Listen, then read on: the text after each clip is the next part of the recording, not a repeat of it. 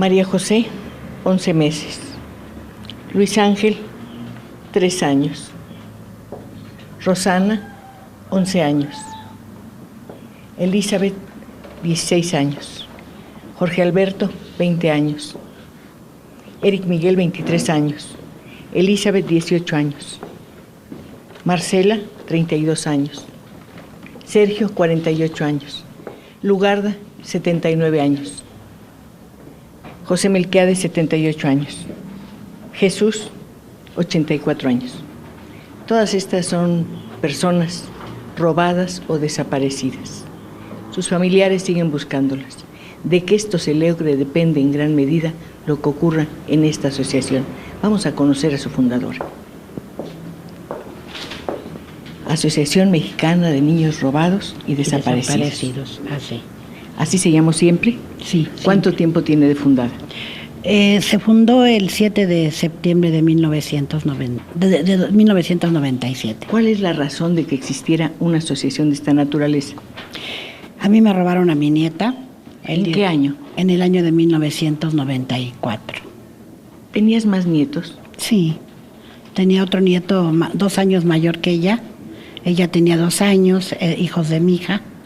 Y bueno, tenía otros 5 nietos más, pero... ¿En qué circunstancias se robaron a esa niña? Llegaron a tu casa una mujer pidiendo trabajo de doméstica. ¿Qué horas eran? Eran las 9 de la mañana. ¿Quién estaba en la casa? Mi hija. ¿Sola? Sí, ella con sus 2 hijos. Esta persona se presentó como una... pidiendo trabajo de doméstica. Y posteriormente la contratamos. Y ya otro día, que era sábado, se llevó a la niña. ¿A dónde se la llevó? ¿Cómo se la llevó? ¿Bajo qué pretexto? Bueno, de hecho ya fue a tirar la basura, regresó y nadie se dio cuenta en el momento que se sacó a la niña. Mi hija y yo nos habíamos ido a trabajar. Se encontraba mi mamá, se encontraban mis sobrinos y no se dieron cuenta cuando ella sacó a la niña de la casa. ¿En qué momento la dieron por desaparecida? ¿Cuántas horas pasaron? Bueno, de hecho de inmediato mi sobrino se percata que la niña no está. Yo hablo por teléfono porque en ese entonces no había celulares ni nada de eso y me dice que la niña ya había desaparecido. Mi hija y yo Sí. nos dirigimos rápidamente al domicilio.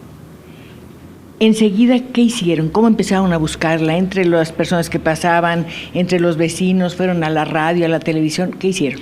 Fuimos a la delegación más cercana, que es la Benito Juárez, y fuimos a poner la denuncia de que la niña no se encontraba. Nosotros teníamos la esperanza de que regresara, que esta mujer la hubiera llevado a dar una vuelta al parque o algo, pero no sucedió así. Perdona, ¿qué edad tenía la niña? 2 años de edad.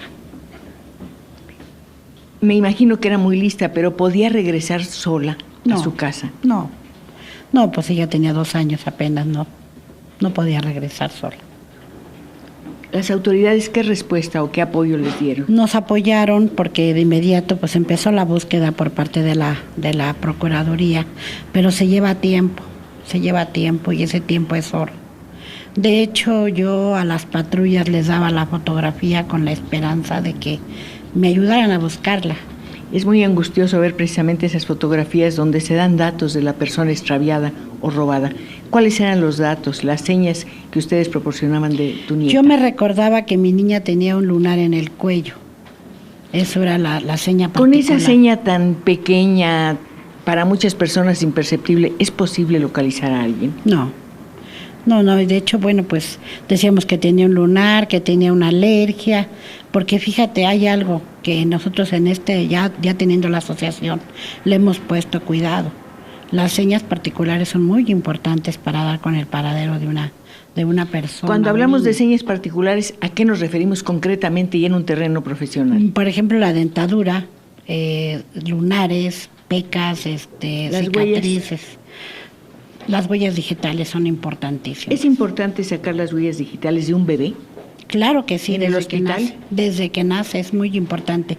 De hecho, nosotros aquí en la asociación elaboramos una tarjeta de identificación para que tengan los 10 dedos de los niños. Es importante, por ejemplo, cuando se sacan las huellas, que los dedos se muevan de un lado a otro para que queden palpables.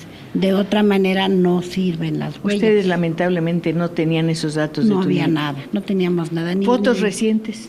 Sí, fotos sí, porque yo compré una cámara de video y acostumbraba a sacarles todas las gracias y movimientos que mis nietos hacían, pues las grababa.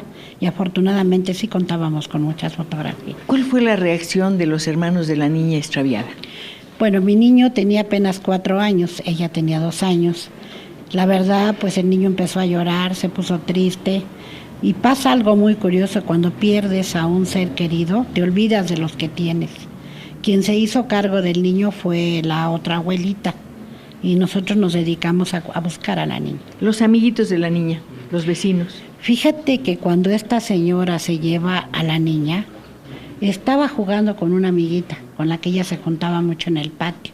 Y esta señora le cierra la puerta a la otra niña y se lleva a Elenita, envuelta en un zarape. La vida desde el momento en que la niña desapareció hasta que la localizaron debe haber sido un infierno. ¿Qué pasó con la familia? Pues la familia, todos empezamos a buscar, perdimos trabajos, no piensas en otra cosa más que encontrar a tu ser querido. Perdón, ¿hubo alguien que empezara a culpar al otro? Llega el momento. Decir es tu culpa, la niña se fue porque no la cuidaste, porque te fuiste a trabajar, etcétera. Pues mira, yo no nos culpábamos, nada más nos dedicábamos a buscar. Y de hecho el primer día cuando toda la familia nos juntamos, unos al aeropuerto, otros a las centrales camioneras, a mí me tocó ir a Ferrocarriles Nacionales. Y yo cada niño que veía lo destapaba porque pensaba que en ese niño iba a encontrar a mi nieta o la iba a ver en algún lado. ¿Llegó un momento en que pensaste, no la voy a volver a ver? Sí, lo pensé en muchas ocasiones. Pero yo me agarraba de Dios y le pedía mucho a Dios que me la volviera a regresar. La verdad es algo muy terrible. ¿Se tiene un instinto, se sabe que una persona está viva, que va a regresar? Yo sentía que la niña estaba viva. Me angustiaba ver que mi hija se adelgazaba y se adelgazaba. Entonces yo a Dios le prometí, Dios, ayúdame a encontrar a mi hija. La respuesta de esa súplica, ¿cuándo llegó? ¿En qué fecha? ¿Cuánto tiempo después? En 5 días llegó.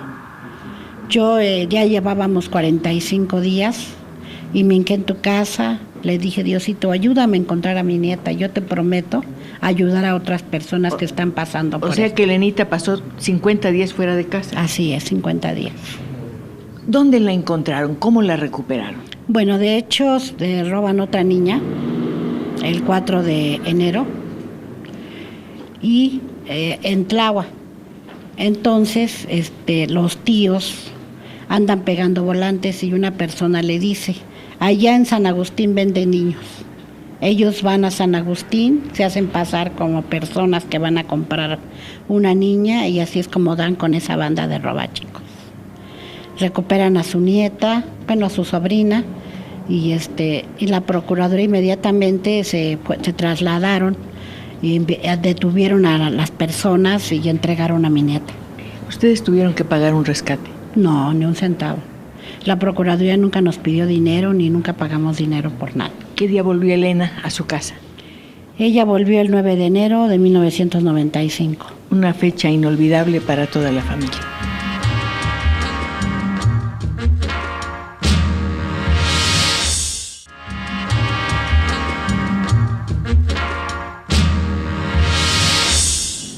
Elenita regresó a su casa 50 días mayor de la edad que había tenido cuando lamentablemente desapareció. ¿Cuál fue la reacción de Elena cuando los vio a ustedes? No nos conocía. Ella abrazaba a la señora que la tenía, o sea, la señora que la había comprado. La abrazaba. Ella decía que ella era su mamá. Pasó... ¿Esto dónde ocurrió? ¿Esta escena dónde ocurrió? En la Procuraduría. Porque cuando ya la detienen, nosotros nos presentamos a la Procuraduría y ahí es la primera vez que mi hija la ve y yo la veo y la niña no nos conoce. ¿Cuál fue la actitud de la secuestradora?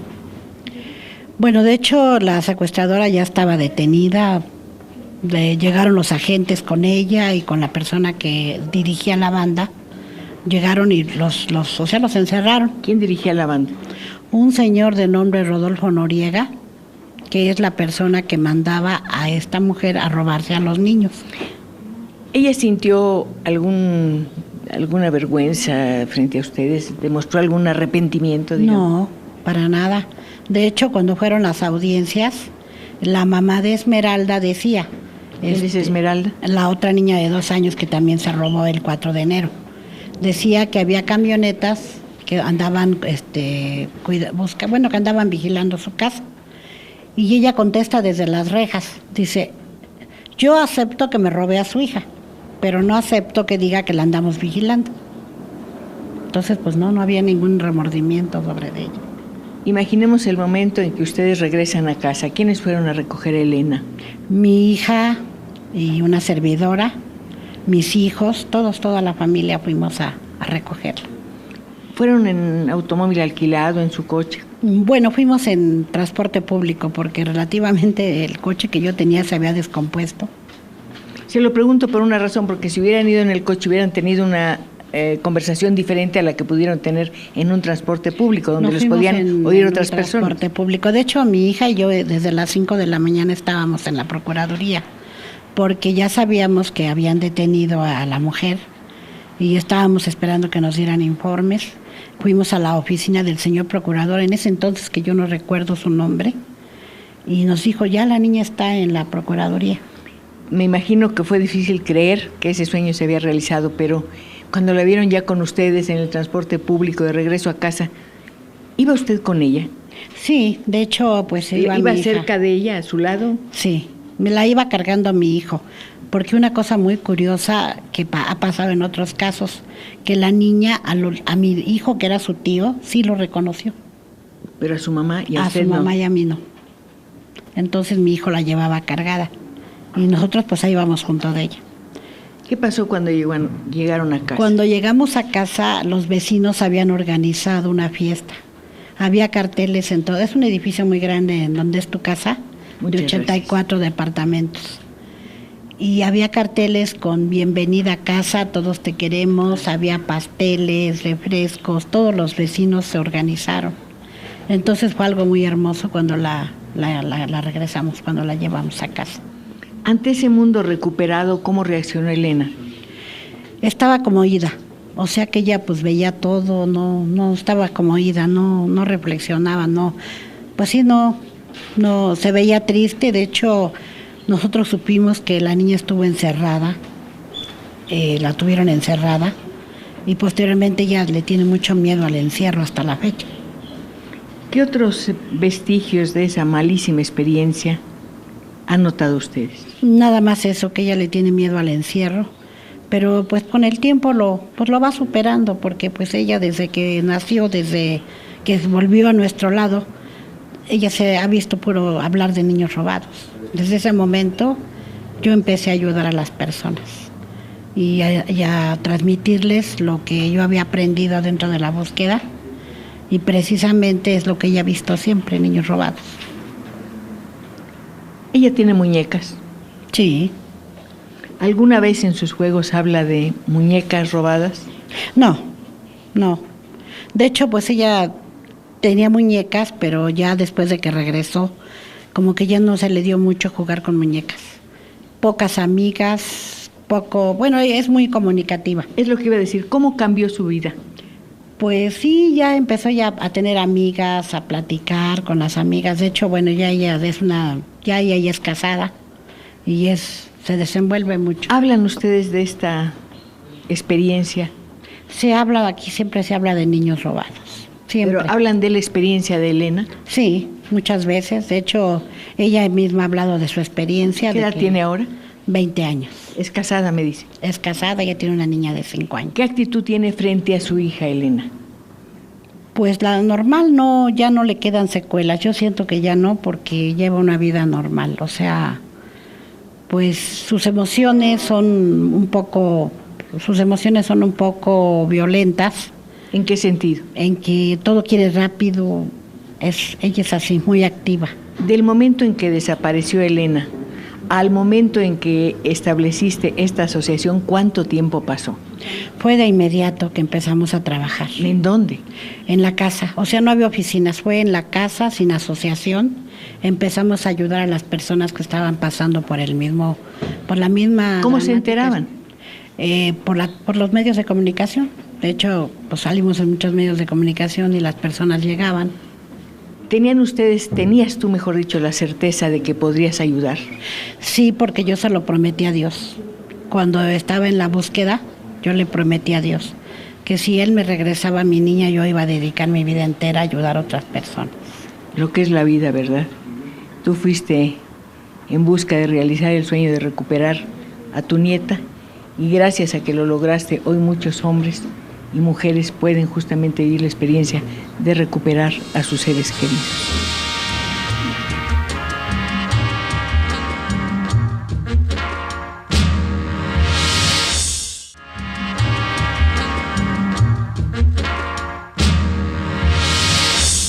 En una ciudad con tantos millones de habitantes debe ser muy difícil buscar una persona, pero te pregunto, ¿es lo mismo buscar a un bebé que una persona de 85 años? No es lo mismo porque, por ejemplo, los medios de comunicación se enfocan más en un recién nacido, en un bebé, que en una persona ya de la tercera edad. O sea, es mucho más fácil encontrar a un niño pequeño que a un anciano. Pero un anciano tiene lenguaje, tiene vocabulario para decir cómo se llama, quién es, de dónde vino, en qué momento se extravió. Pero no sé, la sociedad se enfoca más en los niños que en la gente adulta. Buscar es un verbo muy complicado. Investigar es paralelo. ¿Ustedes buscan e investigan? E investigamos. De hecho, el apoyo que se le da a los familiares es de hospedaje, alimentos, asesoría jurídica y de todo, o sea, todo lo que se necesita para poder dar con el paradero de una persona. Todo lo que me dices, todo el servicio que prestan implica dinero. ¿Quién aportó o aporta los fondos? Pues nosotros nos mantenemos de donativos. Quien nos apoya actualmente ahorita es Coppel, unas tarjetas que están saliendo a la venta, una empresa que también ahorita por cada tarjeta que se venda nos van a dar 10 pesos. Pero hay algo importante, creo que tú participaste en Iniciativa México. Yo fui sexta finalista de Iniciativa México, recibí 3 millones de pesos, 1,5 millones del gobierno y 1,5 millones por parte de Iniciativa México. ¿Con eso compraste este piso? Con eso compramos este departamento, compramos un vehículo, equipo para trabajar, papelería. Se hicieron algunos viajes para recuperación de niños. Perdona, ¿cuántos de los niños que se extravían son localizados en el Distrito Federal? O también me gustaría saber hacia dónde los llevan por lo general. Bueno, si a un niño lo pierdes en el Estado de México, no lo vas a encontrar en el Estado de México, lo encuentras en otros estados de la República. ¿En dónde? Por ejemplo, hemos encontrado en Guadalajara, en Oaxaca, en Veracruz. Perdón, ¿alguno de esos niños sale de la República Mexicana? Sí. Hemos tenido recuperaciones en Estados Unidos también, 3 recuperaciones. ¿Algún investigador, algún profesional de este tipo de trabajos te ha asesorado, te ha enseñado, te ha hablado de leyes, por ejemplo? Tenemos 2 abogados que nos apoyan con lo jurídico, o sea, son profesionales, que es el licenciado Jonathan Ramírez Rosete, el licenciado Alejandro Jiménez. ¿Cuántas personas han recuperado? Más de 1,500 niños hemos recuperado en el trayecto. ¿El rango de edades? Pues han sido bebés, personas de la tercera edad, de todas edades se han llegado a recuperar. ¿Cuál es el tiempo más breve en que ha permanecido desaparecida una persona? 1 día y medio. ¿Y el mayor tiempo? Han sido 23, 25 años. 25 años. Es muchísimo tiempo. Sí. Cambiamos a veces en un mes o en un año, pero en 25 mucho más.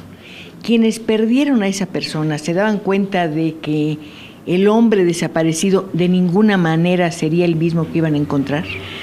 Pues yo siento que sí, pero bueno, me gustaría mucho contarte. Es una señora de pelo largo, blanco, ya grande la señora. Viene en el mes de abril a solicitar el apoyo. Y en el mes de octubre, gracias a un programa de televisión, recibimos una llamada de una persona que conocía a su hijo. Era hombre. ¿Cómo se llamaba? Solamente dame el primer nombre. se llamaba Salvador. Salvador. Él ya era un arquitecto. Estuvo viviendo en el DIF del Estado de México todo ese tiempo. Y la señora lo recuperó y al siguiente año la señora murió. Pero murió ya tranquila. O sea, esperó para morirse la llegada de su hijo. La llegada de su hijo. ¿Has vuelto a ver ese hombre, Salvador? No. Regularmente cuando recuperamos ya no volvemos a ver a las personas. Es muy, muy difícil. ¿Es difícil el trato o es difícil volver a vivir la situación? Yo siento que a las personas no les gusta volver a vivir la situación, porque ellos se van y ya no vuelven, o sea que ya quieren olvidarse de esa pesadilla. Dijiste algo que me importa, se van y ya no vuelven. Miré en el tablero de las personas en cuya búsqueda están, que hay quienes tienen 16 años, 18 años, 24 años, 32 años. ¿Cómo sabemos que esas personas se extraviaron y no que se fueron voluntariamente? Se detecta cuando es una ausencia voluntaria, y una ausencia voluntaria es fácil localizarlo. ¿Cómo se detecta una ausencia voluntaria en casa? Porque, por ejemplo, la primera pregunta que se les hace a los papás es de que si tuvieron problemas. Nosotros les hacemos un cuestionario por parte de las psicólogas muy adentro para saber qué es lo que está pasando. Entonces, cuando sabemos que hay problemas entre los familiares, sabemos que la niña se fue o el niño se fue de casa. Y entonces hay una línea de investigación dentro de la escuela, dentro de los amigos, y se da rápidamente con ellos. Lo difícil es cuando no tienen problemas con los papás y que salen a algún lado. De hecho, a escasos 200 metros se llegan a desaparecer las jovencitas, que es el problema que ahorita nos está llegando más a menudo. ¿A qué lo atribuyes? Pues a la trata de personas, a que no se llevan a las jovencitas entre 12, 14, 16 años. Desgraciadamente esto está pasando. ¿Ha disminuido el número de bebés desaparecidos, mejor dicho, robados? Ha disminuido el número de bebés. ¿A qué lo atribuyes? A que, ya hay más cuidados, ya hay más prevención. Somos más los que estamos interesados en la búsqueda de los menores, de los niños. De hecho, los últimos 2 bebés que fueron robados el año pasado fueron recuperados. Pero gracias a los medios de comunicación, a las autoridades, al conjunto que hacemos todos, unimos nuestros esfuerzos para poder buscar. A tu esfuerzo se suma el de muchos jóvenes estudiantes que vienen aquí a hacer su servicio social. Así es. ¿Cuántos son? UNITEC nos apoya. Ahorita tenemos 9 estudiantes. 9 estudiantes, 2 abogados y una mujer incansable. Una mujer que un día se propuso encontrar a su nieta y desde entonces ha recuperado a muchas personas y muchos niños. Se llama María Elena. No olvides su nombre. Muchas gracias.